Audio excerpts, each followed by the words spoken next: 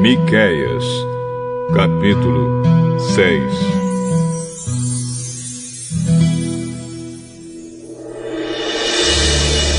Escutem a acusação que o Senhor Deus vai fazer contra o seu povo.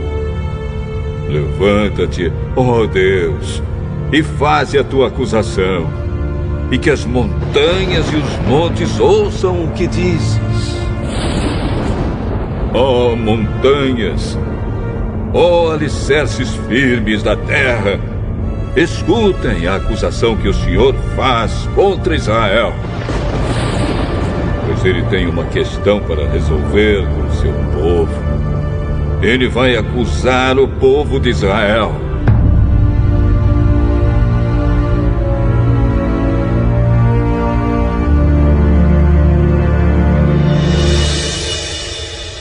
O Senhor diz: meu povo, o que foi que eu fiz de errado? Será que exigi demais de vocês? Respondam. Eu os tirei do Egito, salvando-os da escravidão, e enviei Moisés, Arão e Miriam para os guiar pelo deserto. Meu povo, lembre dos planos que Balaque, rei de Moabe, fez contra vocês e da resposta que Balaão, filho de Beor, lhe deu. Lembrem de tudo o que aconteceu desde que saíram do acampamento do Vale das Acácias até que chegaram à cidade de Gilgal. Não esqueçam nunca as vitórias que eu, o Senhor, consegui.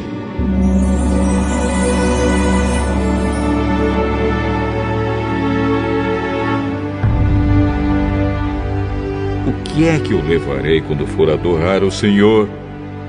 O que oferecerei ao Deus Altíssimo?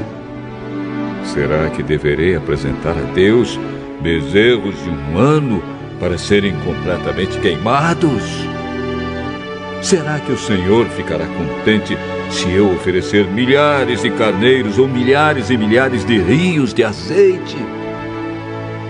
Será que deverei oferecer o meu filho mais velho como sacrifício para pagar os meus pecados e as minhas maldades?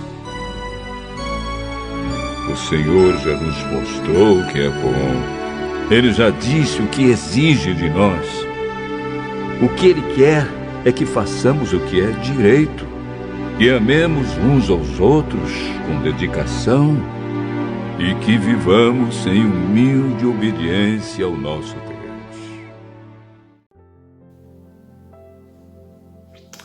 A paz do Senhor, meus irmãos. Iniciamos hoje a nossa 4ª aula do livro de Miqueias, do profeta Miqueias, a nossa 4ª e última aula.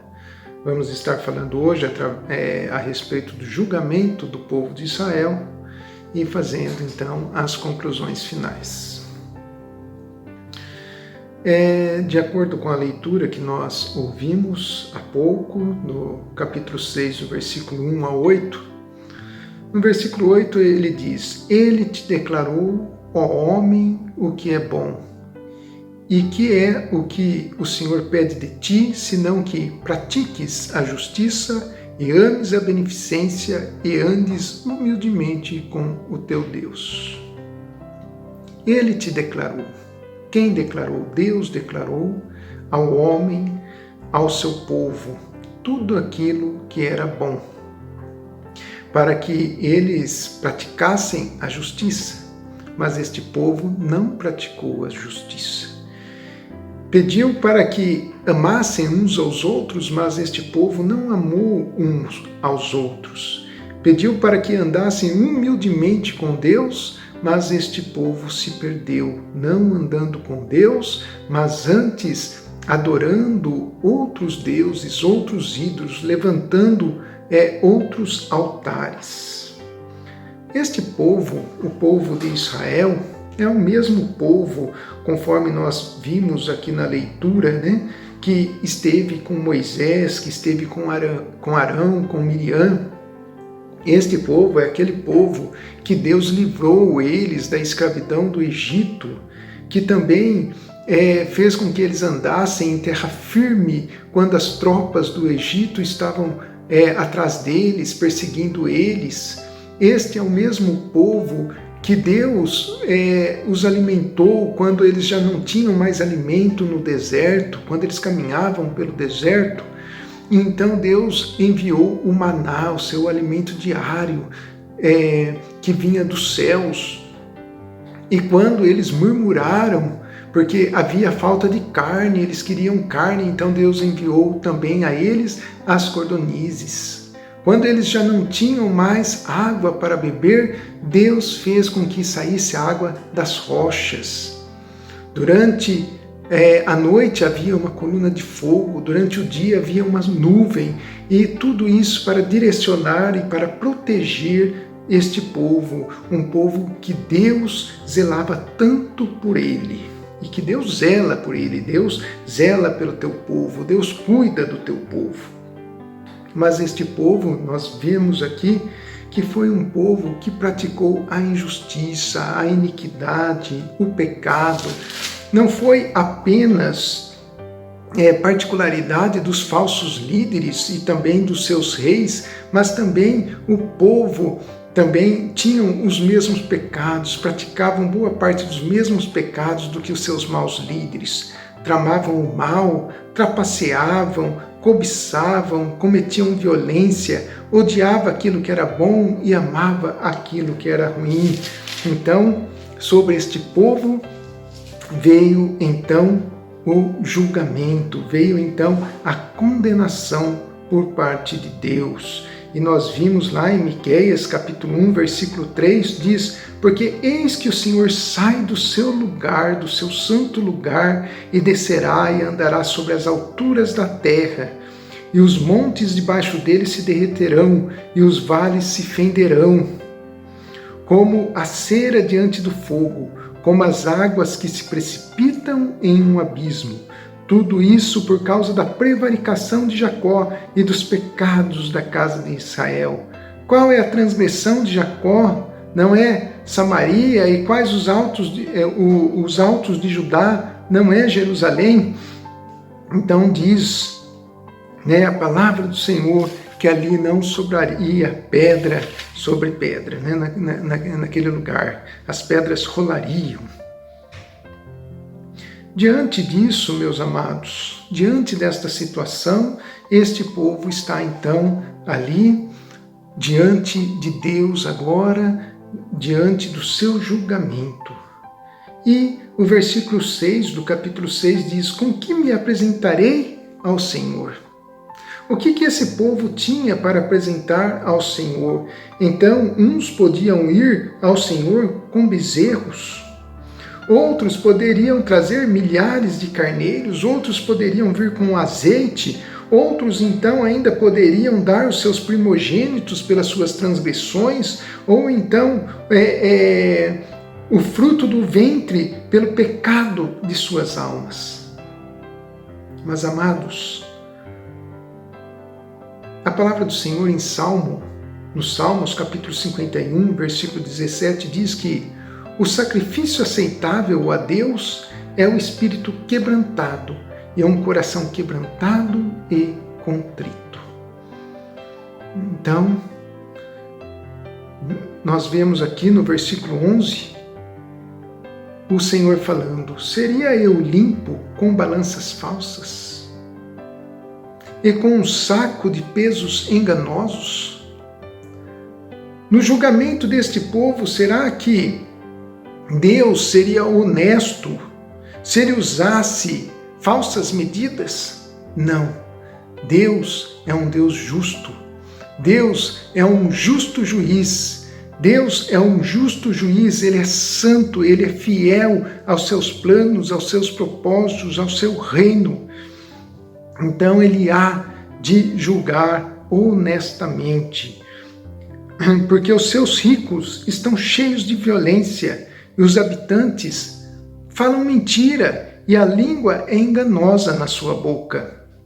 Assim eu também te enfraquecerei, ferindo-te, e assolando-te por causa dos teus pecados. Então esse povo foi ferido e assolado por causa dos seus próprios pecados, por efeito dos seus próprios pecados. No livro de Isaías, capítulo 59, do versículo 1 ao 3, diz: Eis que a mão do Senhor não está encolhida, para que não possa salvar. Deus, Ele está com as suas mãos estendidas para nos salvar. Deus também Ele não está com seu ouvido agravado para que não, de forma que não pode nos ouvir. Deus nos ouve. Mas as nossas iniquidades, as iniquidades desse povo, fizeram divisão entre o povo e Deus. E os vossos pecados encobriram o seu rosto de vós, para que vos não ouça. Então nós vemos aqui as consequências do pecado. Como iremos nos apresentar diante de Deus? Como este povo se apresentou diante de Deus? Com as mãos contaminadas de sangue? Se apresentou com os dedos cheios de iniquidade? Com os lábios que proferiram palavras falsas e perversas?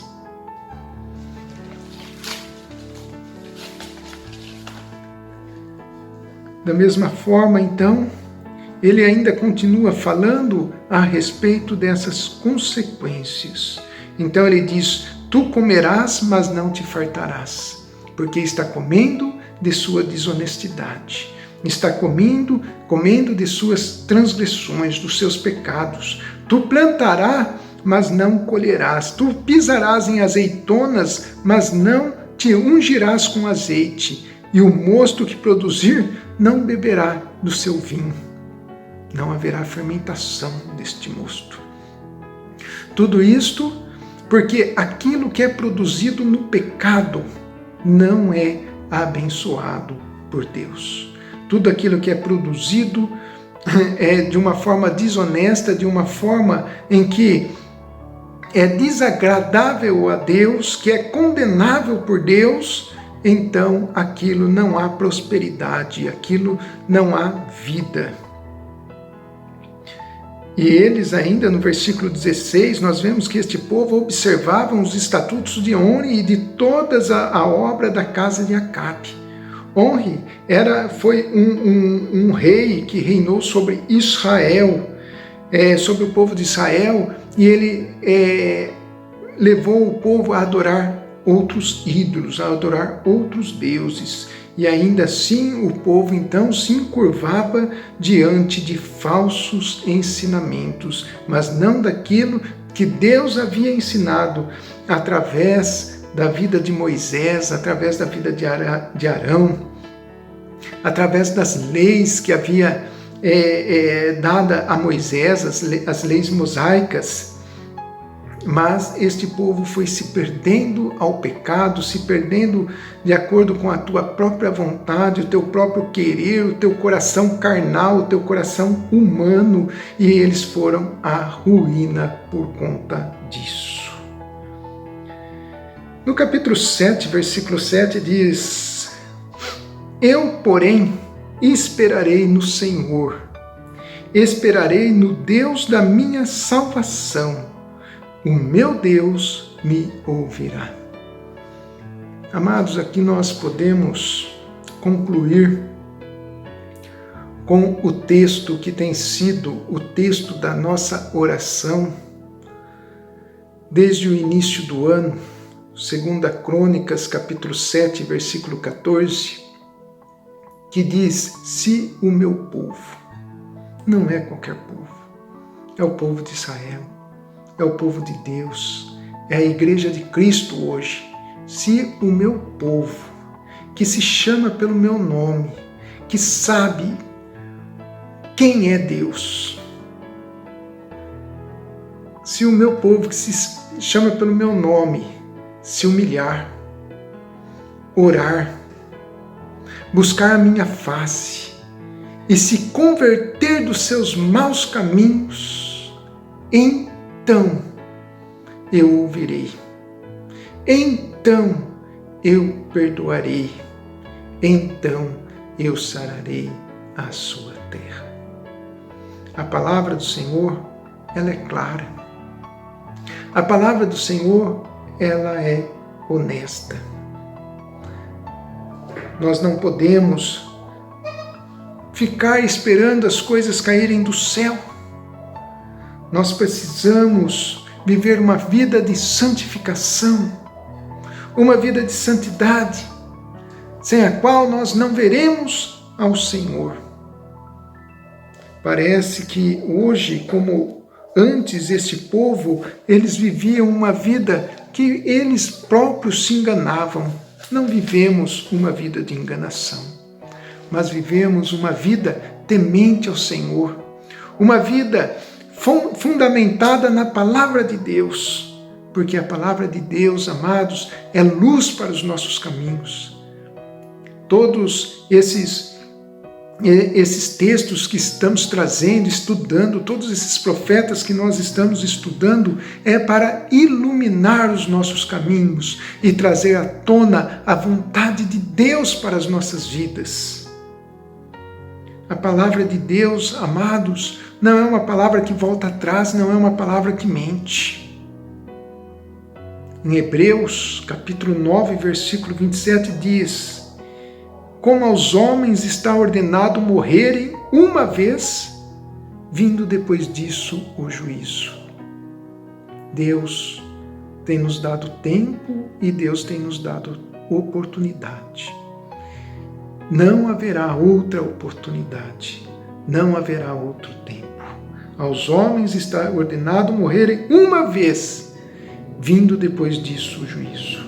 Assim também Cristo, oferecendo-se uma vez para tirar os pecados de muitos, aparecerá a segunda vez sem pecado aos que o esperam para a salvação. Então, aqui nós vimos que Deus, Ele quer de longe o pecado. Que Deus, Ele quer de longe o pecado enoja a Deus. E os pecados, os nossos pecados terão consequências. E essas consequências, elas podem ser eternas. Se nós não descobrirmos a tempo, se nós não formos encobertos a tempo pela graça do nosso Deus, pela bondade do nosso Deus, através da vida e morte de Jesus Cristo, nosso Senhor e Salvador. Aquele que morreu por nós, mas aquele que não mais morrerá por nós, ele já morreu. O sacrifício dele, o sacrifício do Cordeiro Santo, foi uma única vez. Então, amados, que nós venhamos, de fato, a termos esse Jesus como nosso Senhor e Salvador, a termos esse Deus maravilhoso em nossos corações e termos, sim, um espírito contrito, um coração contrito, um coração quebrantado, que procura cada dia satisfazer aquilo que Deus quer para as nossas vidas. Que os planos e os propósitos de Deus estejam sobre nós. Que nós tenhamos um coração voltado a Deus, para fazermos a vontade de Deus, com alegria, não com tristeza, mas com alegria, com amor, com grande gratidão, na esperança, amados, de um dia irmos para a glória e participarmos da glória de Deus em Cristo Jesus, nosso Senhor e Salvador. Fiquem com Deus, meus amados. Espero que esta semente tenha sido lançada em terra fértil e que agora Cristo Jesus dê o crescimento a cada um. Em nome de Jesus Cristo. Amém e amém.